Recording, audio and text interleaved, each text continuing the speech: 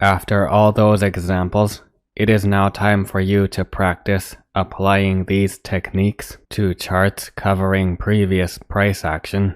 That way you can see the effects of applying and adjusting fib extensions, projections, and expanded fib retracements. Remember, there is often more than one way to arrive at very similar results. Different fib levels can approximate the same general areas depending on the fib technique and swing points chosen.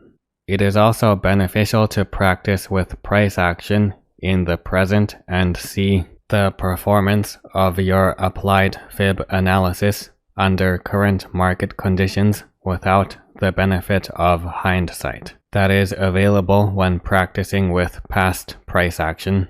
Perhaps it is most necessary to be reminded of fib analysis as approximating areas of opposition to a trend, and not a perfect tool for pinpointing the exact levels of tops and bottoms on a chart.